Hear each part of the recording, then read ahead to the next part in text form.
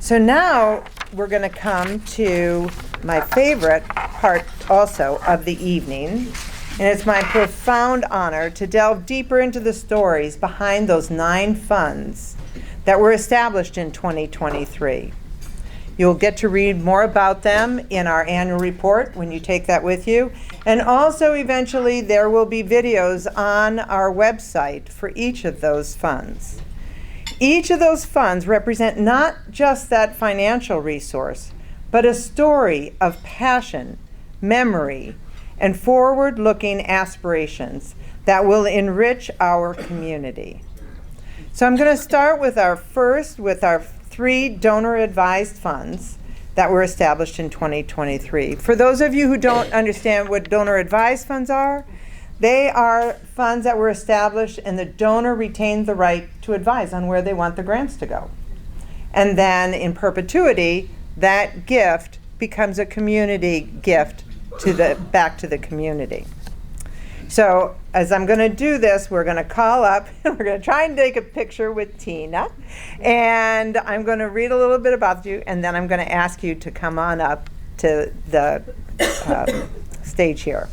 And some of you may or may not want to say a few words, so you just need to let me know. But it's just a few words. Just a few words. There are times when I've given away the microphone and I am sorry to do it. So I don't have a hook here, but anyway. So we're going to start with the Harbinson family, the Harbinson Heritage Fund. It was established by the Harbinson siblings, Tom, Norman, and Sharon. It's a living tribute to their late parents, Robert and Sarah Harbinson, whose lives embodied the virtues of hard work, dedication, and community service. Robert, a skilled metal worker and project leader in construction management, contributed to significant projects around the country, including Boston's first skyscraper, the Prudential Center. Sarah, with her compassionate nature, dedicated her career to nursing at Griffin Hospital and various local nursing homes around the valley.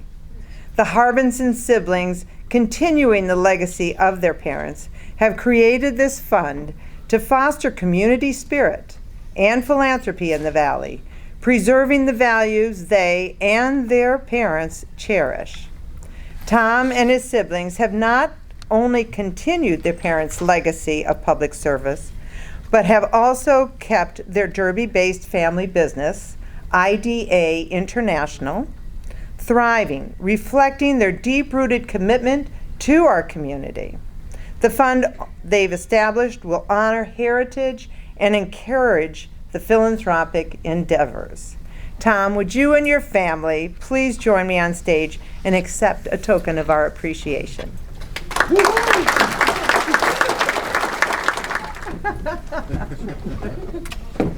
Hi, Norman. Thank you very much. My youngest son, Ben. Hi, nice to meet you. Okay. Thank you. Thank you very much, Sharon. I know you said to say a few words, but I'm Irish. Oh. So. I'll get them off. Okay, thanks. Thank you very much for recognizing not only our new fund, but all the new funds here tonight. I'm thinking of the comments made regarding sometimes the tough questions need to be asked for change. And I would add to that a line from a Sheryl Crow song is, I think a change can do you good. And so the tough questions that we had to ask when both our parents had passed, my mom most recently about a year ago, a little over a year ago, was how to remember their heritage here in the Valley. My mom was a nurse, and she had worked in many of the nursing homes, Marshall Lane Manor and United Methodist Homes, Griffin Hospital, and so on. And my father had come to this country, and his first night in the United States from Northern Ireland was in Shelton. And he worked as a metal worker, as Sharon referenced, and started a business that's employed many in the Valley and continues this day. Most recently, a project we finished was LaGuardia Airport. So if you're ever there and you see that facade, that was all done by us in Little Derby.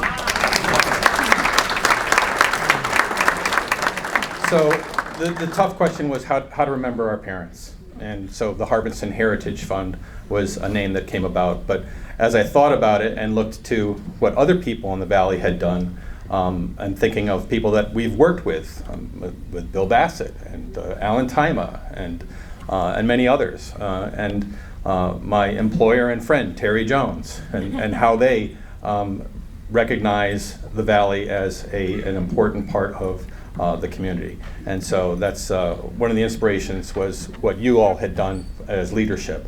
And whether I saw you in a parking lot at a pumpkin patch and recognized you and said, hey, I'm going to be establishing a fund, you never know how many people you touch.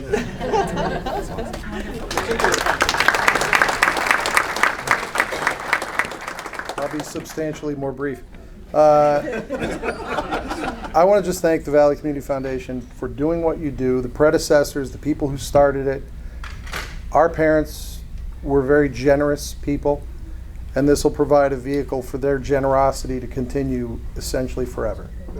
So we thank you all. My sister from Chicago thanks you, and Tom and I both thank you, and our family, our children, all thank you all for what you do. You don't have to do it. You do it because you're a member of the community, and we thank you. Thank you.